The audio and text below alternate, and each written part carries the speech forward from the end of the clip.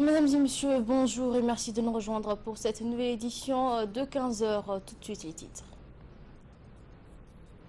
En économie, Est Africa introduit leur nouvelle carte pour les avantages du paiement électronique.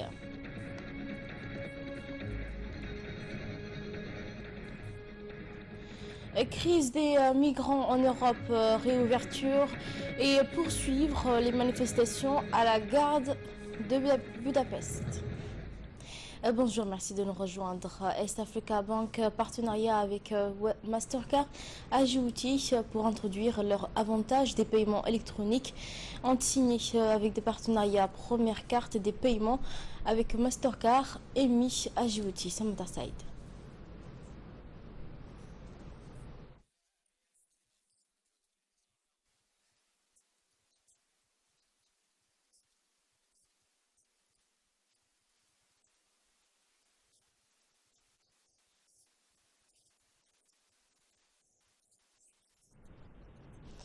Et à propos des préparatifs de la rentrée scolaire 2015-2016, le directeur général par intérim de la police nationale, le colonel Abdelrahim Ali Hakim, a procédé ce matin à la visite des différentes écoles où les agents de la police ont effectué des opérations de nettoyage. Voici un commentaire.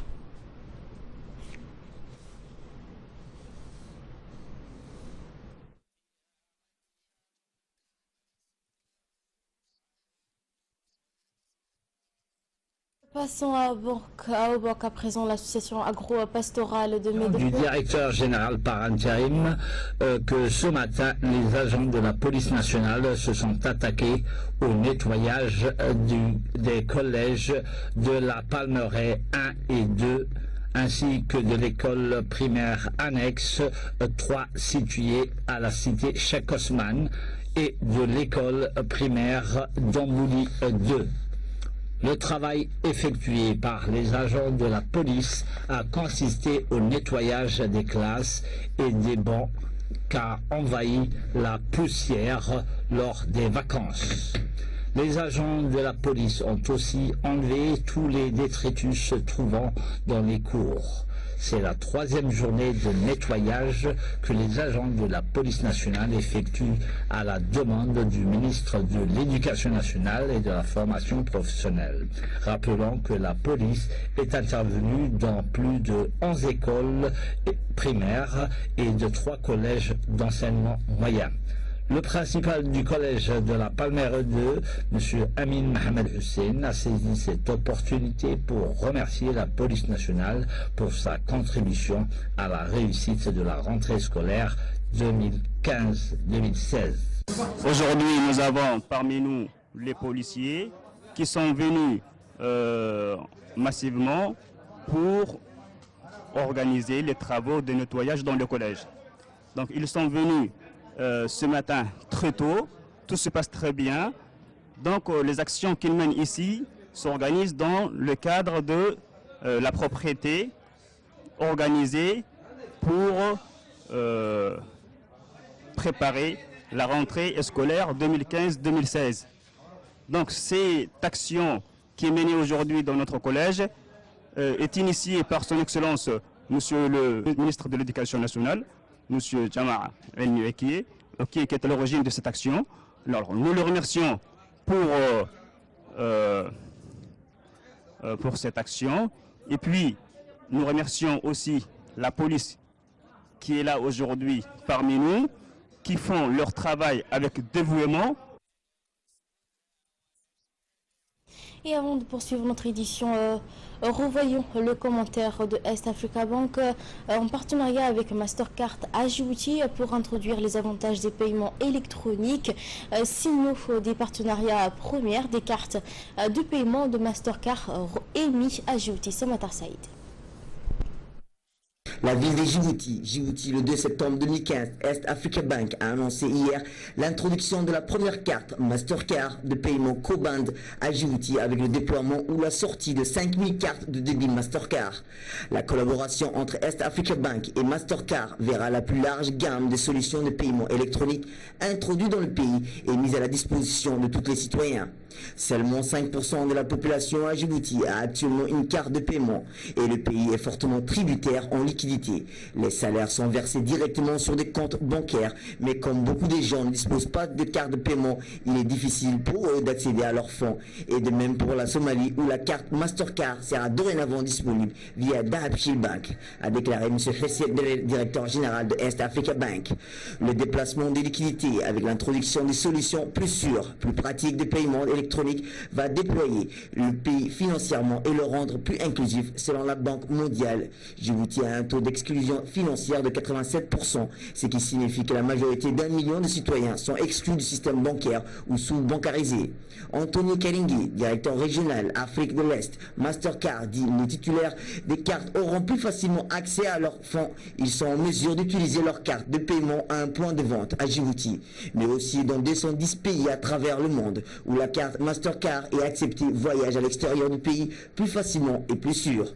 Nous sommes engagés à l'Afrique orientale et nous sommes impatients de travailler aux côtés de l'Est Africa Bank, de faire de Djibouti une économie plus inclusive, ce qui au moins dépend en liquidité, a déclaré M. Karingui.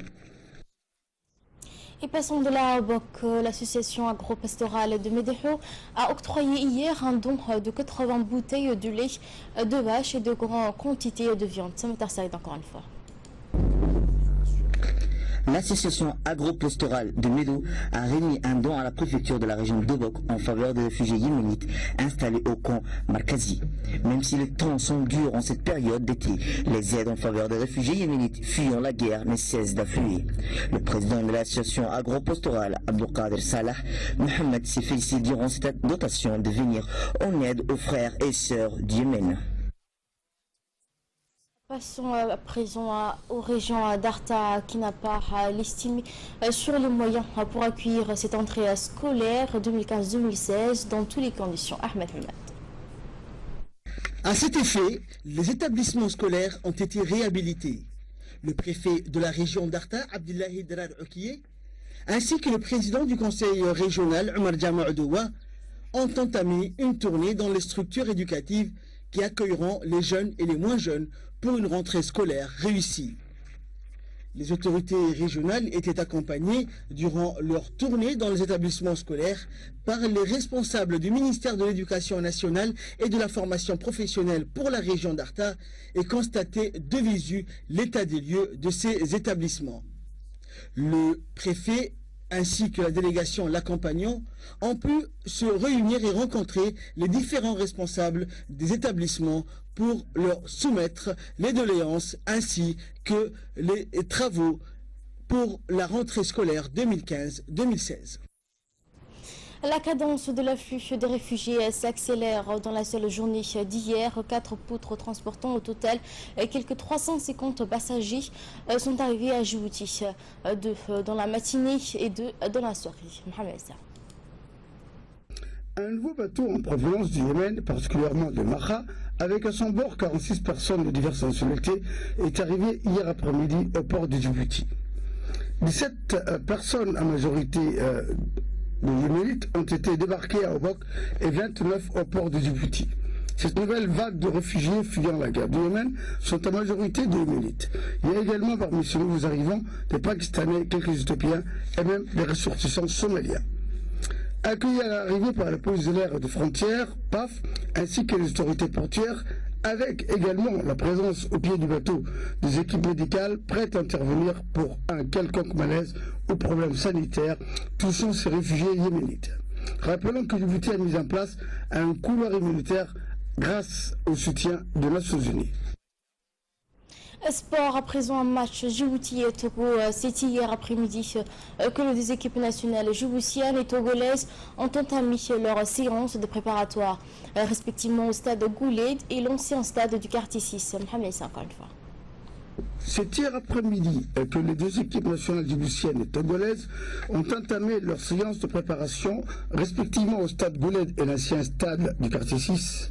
Les deux équipes vont s'affronter demain donc vers 16h au stade Gouled dans le cadre des éliminatoires de la 31e édition de la Coupe d'Afrique des Nations qui aura lieu au Gabon en 2017. Comme vous le voyez sur les images, la préparation bat son plein pour les deux équipes nationales djiboutiennes et togolaises. L'équipe nationale djiboutienne, avec des éléments phares comme l'Ivan Mohamed Issa et Khadir, venant de la diaspora djiboutienne en France, est entraînée par l'entraîneur tunisien de la CAF, M. Noureddin Gharzali. Quant à l'équipe nationale togolaise, elle est composée d'un armada de joueurs professionnels évoluant dans des équipes européennes comme Marseille. Il bénéficie donc de plus d'expérience au niveau international, même si 2 joueurs parmi les meilleurs sont blessés. Nous avons interrogé donc les joueurs et les entraîneurs djiboutiens et togolais. Voici leur réaction. C'est très difficile de dire. Notre joueur joue tout en Europe avec des grands clubs, Olympique Marseille, Helsingborg, Olympiakos, Bastia. Ce sont des joueurs qui jouent avec des grands clubs. Mais en football, ce n'est pas une sécurité pour gagner un match. J'ai travaillé avec beaucoup d'équipes nationales comme Éthiopie, comme Yémen. Et on travaille avec des joueurs qui ne jouent pas en Europe, on peut gagner aussi. En football, on doit jouer un match avec beaucoup de concentration, avec beaucoup de discipline et avec beaucoup de respect pour l'autre équipe. Et quand on fait ça, on peut gagner ce match. Mais quand on pense que c'est un match facile, on peut perdre aussi ce match. Parce que j'ai vu l'équipe Djibouti contre Tunisie. Pour moi, l'équipe de Djibouti a joué très bien. Les premières 20 minutes, peut-être Djibouti est mieux que Tunisie, a créé la première grande occasion. Et après, on donne l'arbitre donne un penalty, mais pour moi, le 8-1, ce n'est pas la vérité du match de Tunisie contre Djibouti. Djibouti est plus mieux que ça et nous devons être concentrés pour gagner ce match. Mais notre ambition est naturellement gagner ce match contre Djibouti. Une délégation composée de 33 personnes s'est envolée ce matin vers Brazzaville pour participer aux Jeux nationaux africains. La suite dans ce commentaire. En effet, ces délégations se composent des athlètes, des entraîneurs, des responsables du secrétaire d'État national au sport, d'un médecin et d'un journaliste pour ce qui est de la couverture médiatique de cet événement grandiose. Pour participer à cet événement régional incontournable, Djibouti a aligné ses meilleurs éléments dans 5 disciplines, à savoir l'athlétisme, le tennis de table, la pétanque, la natation et le judo. Ces Jeux se joueront du 5 au 21 septembre. Bon, je me trouve aujourd'hui à l'aéroport international de Djibouti, en compagnie de la délégation sportive nationale qui se rendra au Congo pour prendre part aux 11e Jeux africains. La République de Djibouti se devait d'être présent à cet important rendez-vous du sport africain. Le pays prendra part dans les disciplines suivantes, 5 disciplines, à savoir la natation, la pétanque, le judo, l'athlétisme et le tennis de table. Ces activités n'ont pas été choisies au hasard. Ce sont là des disciplines dans lesquelles notre pays a enregistré ces derniers temps des bons résultats. Et passons de là à l'actualité internationale.